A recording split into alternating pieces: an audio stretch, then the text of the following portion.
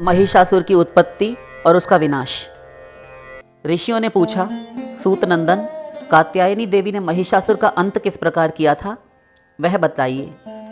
सूत जी बोले, पूर्व काल में हिरण्याक्ष का पुत्र महिष नामक दैत्य हुआ था, जिसने भैंसे का रूप धारण करके ही समस्त त्रिलोकी का शासन किया था।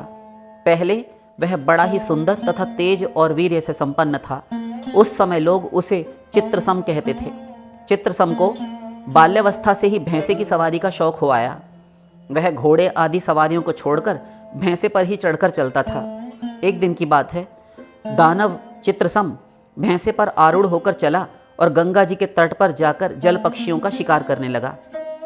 यहाँ मुनिश्रेष्ठ दुर्वासा उत्तम पद्मासन लगाकर गंगा जी के किनारे समाधि लगाए हुए बैठे थे। दैत्य का चित्त तो जल पक्षियों की ओर लगा था। उसने मुनि को नहीं देखा और भैंसे को आगे हाँक दिया। मुनि उसके खुरों के वेग से कुचल गए। उनका सारा शरीर लहूलुहान हो गया। उन्होंने आंख खोलकर देखा तो सामने एक दानव प्रणाम आदि से रहित होकर उद्दंड रूप से खड़ा हुआ हंस रहा है। तब दुर्वासा जी ने कुपित होकर कहा, अरे पापी, तुमने भैंसे के खुरों से मेरे शरीर को कुचल डाला और मेरी समाधि भंग कर दी, इसलिए तुम भी भैंसा ही हो जाओ। जब तक जियो प्रधानतः भैंसा बने रहो। मुनि के इतना कहते ही वह भारी भैंसा हो गया। तब उसने विनीत भाव से मुनि को प्रसन्न करते हुए कहा, विप्रवर, मैं बालक हूँ, अनजान में मुझसे आपका अपराध बन गया, उसे क्षमा करके मेरे शाप का अंत कर दीजिए। मुनि ने कहा, मेरा वचन मिथ्या नहीं हो सकता। दुर्मते, जब तक तुम्हारे प्राण रहेंगे तब तक तो तुम इसी रूप में रहोगे। ऐसा कहकर दुर्वासा मुनि गंगा का किनारा छोड़कर अन्यत्र कहीं चले गए। तब वह दैत्य भी शुक्राचार्य जी के पास गया और जाकर बोला, गुरुदेव, मुझे दुर्वासा ऋषि ने श्राप देकर महिष बना दिया है। अब आप ही मुझे शरण दीजिए। मैं आपके प्रसाद से अपने पूर्व शरीर को पा जाऊं और मेरी वह पशु योनि नष्ट हो जाए, ऐसा उपाय कीजिए। शुक्राचार्य ने कहा, एकमात्र भगवान महेश्वर को छोड़कर दूसरा कोई भी ऐसा नहीं है जो दुर्वासा के शाप को पलट सके। इसलिए तुम शीघ्र ही हाटकेश्वर में जाकर वहाँ के परम उत्तम शिवलिंग की आराधना करो।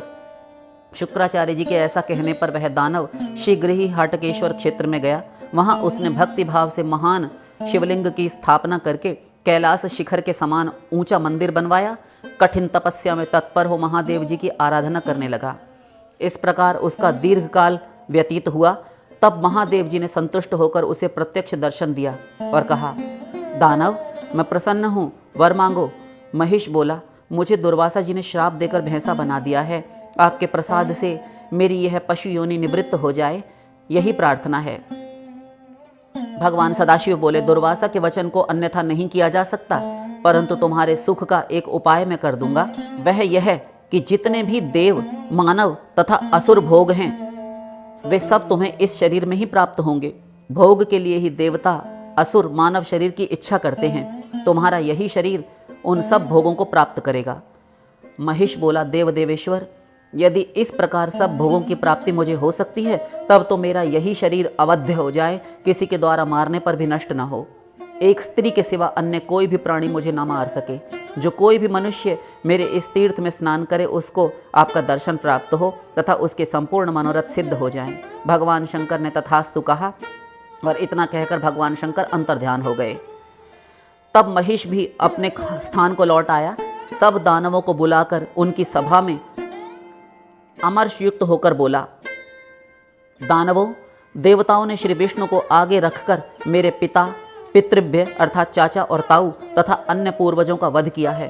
अतः मैं महायुद्ध में उन देवताओं का नाश करूंगा, उनके हाथ से त्रिलोकी का राज्य छीन लूंगा, उनको दर दर भटका दूंगा। तब उन दैत्यों दानवों ने कहा, आपने ठीक कहा है महाराज, हम आज ही चलकर युद्ध में देवताओं को मार भगावेंगे और स्वर्ग में दिव्य भोगों का उपभोग करते हुए सुख से रहेंगे। ऐसा निश्चय करके दैत्यों ने सेवक, सेना, सवारियों के साथ मेरु शिखर पर प्रस्थान किया। इंद्र आदि देवताओं ने देखा दैत्यों की सेना शस्त्रास्त्रों से सुसज्जित होकर सहसा युद्ध के लिए आ पहुंची है। तब वे भी उनका सामना करने के लिए नगर द्वार के बाहर निकल पड़े और दोनों दलों में गर्जन तर्जन के साथ 3 वर्ष तक घोर युद्ध हुआ। अंत में अपनी पराजय होती देखकर देवताओं ने आपस में ही यह विचार किया कि इस समय अमरावतीपुरी छोड़कर ब्रह्मलोक में चले चलें, जहाँ दैत्यों का कोई भय नहीं है। ऐसा निश्चय करके देवता लोग इंद्रपुरी खाली करके रात में ही अन्यत्र चले गए। प्रातःकाल उस पुरी को जनशून्य देखकर दैत्यों ने हर्षपूर्वक उसके भीतर प्रवेश किया। तदनंतर उन्होंने इंद्र के स्थान पर महिषासुर को बैठाया और उसे प्रणाम करके अपनी विजय का भारी उत्सव किया। महिषासुर तीनों लोकों का राज्य करने लगा। यह त्रिलोकी में जो कोई भी अति सुंदर सारभूत वस्तु, हाथी, घोड़े, रथ, अस्त्र शस्त्र आदि देखता, सब स्वयं हड़प लेता था। इस प्रकार स्वेच्छापूर्ण बर्ताव करने वाले उस दैत्य का वध करने के लिए सब देवता आपस में मिलकर विचार करने लगे। इसी समय मुनिश्रेष्ठ नारद जी भी वहां आ पहुंचे। उन्होंने महिषासुर के द्वारा जो त्रिलोकी का उत्पीड़न हो रहा था उसका तथा दैत्य के उस उग्र अनाचारपूर्ण कठोर बर्ताव का देवताओं से विस्तार पूर्वक वर्णन किया। यह सब सुनकर देवताओं का कोप बहुत बढ़ गया। उसी अवसर पर कार्तिकेय जी भी वहां आए और उन्होंने पूछा, मुने, देवताओं के कोप का क्या कारण है, क्यों क्रोध में हैं?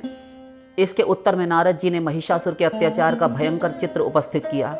इससे कार्तिकेय जी को भी बड़ा भारी क्रोध हुआ। उस क्रोध की अवस्था में प्रत्येक देवता के मुख से एक तेज प्रकट हुआ और सब मिलकर एक कुमारी कन्या के रूप में परिणत हो गया। वह दिव्य तेजोमयी सर्वलक्षण संपन्न कन्या देवताओं के कोप में कार्तिकेय का कोप मिलने से ही प्रकट हुई थी, इसलिए उसका नाम कात्यायनी हुआ। तत्पश्चात देवराज इंद्र ने उस कन्या को वज्र प्रदान किया। स्कंद ने अपनी तीखी एवं भयंकर शक्ति, भगवान विष्णु ने धनुष, महादेव जी ने त्रिशूल, सूर्य ने तीखे बाण, चंद्रमा ने उत्तम ढाल, निऋति ने खड्ग, अग्नि ने उल्मुख, वायु ने तीखी छुरी, कुबेर ने परिघ अर्थात फरसा दिया और प्रेतराज यम ने असुरों के वध के लिए अपना भयंकर दंड प्रदान किया। इन सब अस्त्रों को देखकर कात्यायनी देवी ने अपने 12 हाथ बना लिए और उन हाथों में देवताओं के वे सभी उत्तम अस्त्र शस्त्र ग्रहण किए। तत्पश्चात कात्यायनी ने कहा, देववरो, तुमने मेरी सृष्टि किस लिए की है? शीघ्र बताओ, मैं तुम्हारे सब कार्य पूर्ण करूंगी, सब कुछ सिद्ध कर दूंगी। देवता बोले, इस संसार में इस समय बड़ा भयंकर महिष नामक दानव उत्पन्न हुआ है। देवी, जो समस्त प्राणियों तथा विशेषतः मनुष्यों के लिए अवध्य है, उसे कोई नहीं मार सकता।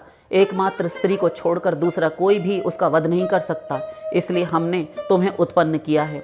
अब तुम श्रेष्ठ पर्वत विंध्याचल पर जाओ और वहां उग्र तपस्या करो, जिससे तुम्हारे तेज की वृद्धि हो। जब हम तुम्हें तेज से संपन्न जान लेंगे, तब तुम्ही को आगे करके उस दुरात्मा दुष्टात्मा के साथ युद्ध करेंगे। तदनंतर तुम्हारे बाण से दग्ध होकर वह मृत्यु को प्राप्त होगा। देवताओं की यह बात सुनकर परमेश्वरी कात्यायनी ने कहा, देवताओं, आप लोग शीघ्र मुझे कोई वाहन प्रदान करें। तब भगवती पार्वती ने कात्यायनी की सवारी के लिए सिंह दिया। तब देवी कात्यायनी उसी सिंह पर आरूढ़ हो विंध्याचल पर्वत की ओर प्रस्थित हुई और उनके मनोहर शिखर पर पहुंचकर व्रत उपवास में संलग्न हो महादेव जी का ध्यान करती हुई इंद्रिय संयम पूर्वक तपस्या में संलग्न हो गईं। जो जो उनके तप की वृद्धि होती, त्यों ही त्यों शरीर में रूप और कांति भी बढ़ती जाती थी। उस समय दैत्येश्वर महिष के सेवक वहां आए और अद्भुत रूप धारण करने वाली उस व्रत परायणा देवी को देखकर लौट गए। वहां उन्होंने दुरात्मा महिषासुर से इस प्रकार कहा, हे देव, हमने पृथ्वी पर भ्रमण करके एक अपूर्व कुमारी कन्या देखी है, जो विंध्याचल पर्वत पर तपस्या करती है। उसके 12 हाथ हैं और उन हाथों में नाना प्रकार के अस्त्र शस्त्र शोभा पा रहे हैं। उसका सौंदर्य अद्भुत है महाराज। सेवकों का यह वचन सुनकर महिषासुर तत्काल कामदेव के वश में हो गया और बड़ी भारी सेना साथ लेकर वह उन स्थान पर गया जहाँ पर वह कात्यायनी देवी रूपी कन्या बैठी थी और तप में संलग्न थी। उसे देखते ही वह दानव काम बाण से आहत हो गया और अपनी सेना को दूर रखकर अकेला ही देवी के सामने उपस्थित हुआ। निकट पहुंचकर वह इस प्रकार बोला, सुंदरी, यह व्रत और तपस्या तो तुम्हारी युवावस्था के सर्वथा विपरीत है, अतः यह सब छोड़कर तुम त्रिलोकी के राज्य की महारानी क्यों नहीं बनती? तुमने मेरा नाम तो सुना ही होगा। मैं दानवराज महिष हूँ, जिसने द्वंद्व युद्ध में देवताओं को इंद्र समेत परास्त किया है। इस समय त्रिभुवन का राज्य मेरे अधीन है, अतः तुम मेरी प्राणवल्लभा पत्नी बन जाओ।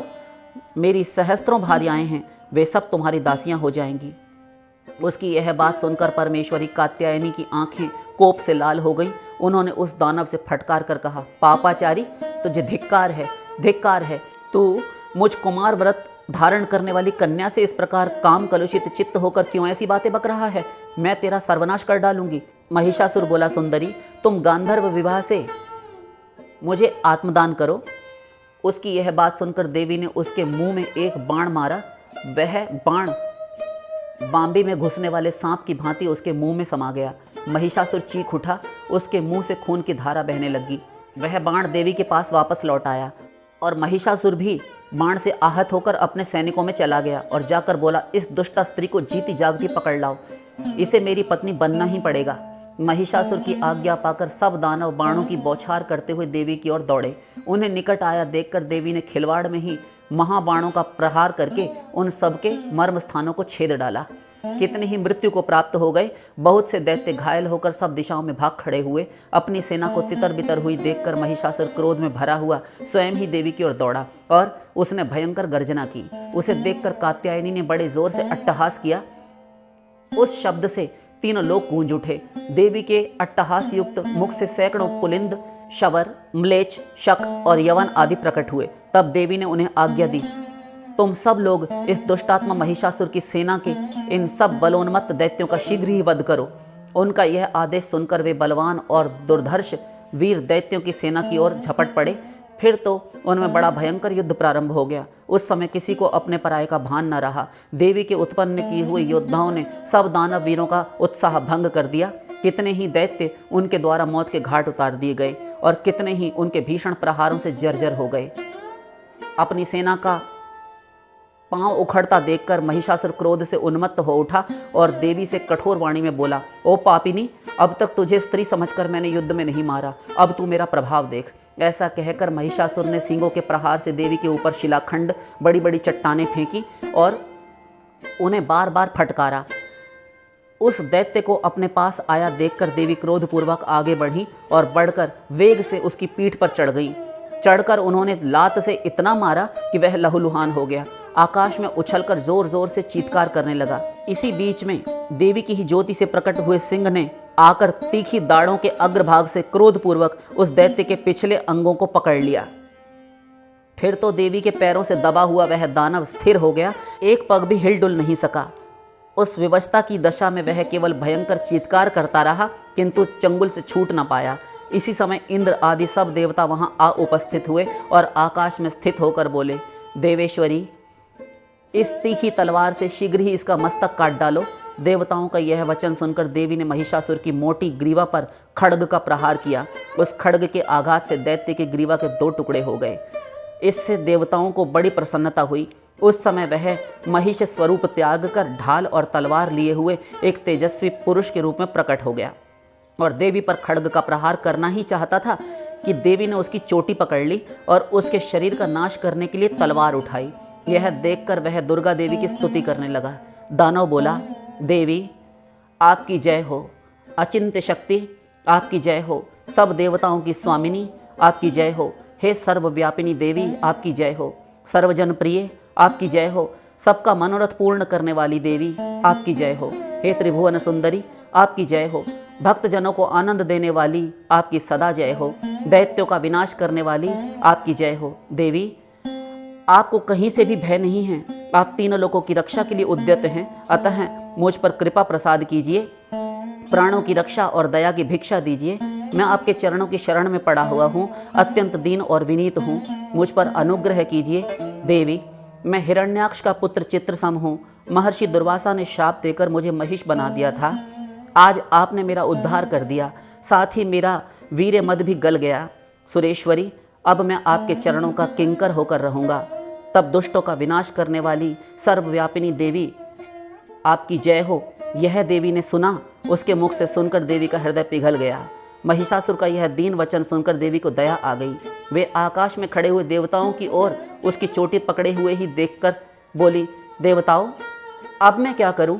देवता बोले, देवेश्वरी, यदि इस अधम दानव का वध नहीं करोगी तब तो यह सारा संसार, यह चराचर विश्व प्राणियों सहित तीनों लोकों का विनाश कर डालेगा।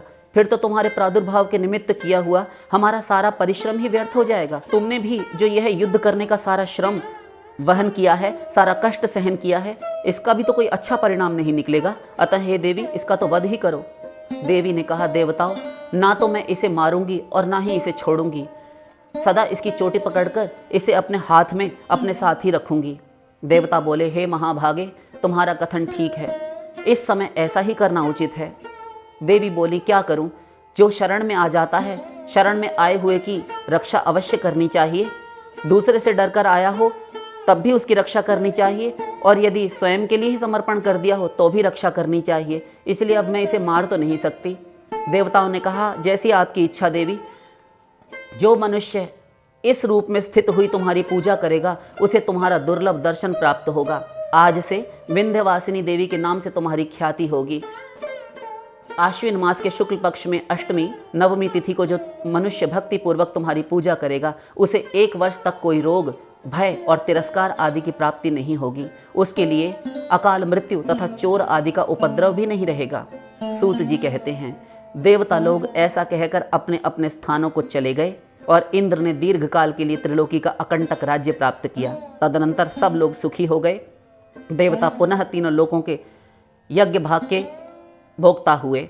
आनर्त देश में सुरथ नाम से प्रसिद्ध राजा हो गए हैं। उन्होंने उत्तम भक्ति पूर्वक हाटकेश्वर क्षेत्र में देवी की स्थापना की है। चैत्र मास के शुक्ल पक्ष की अष्टमी तिथि को जो पुरुष उत्तम भक्ति भाव के साथ यहाँ देवी का दर्शन करता है वह 1 वर्ष तक कृतार्थ पूर्ण मनोरथ होता है। शेष फिर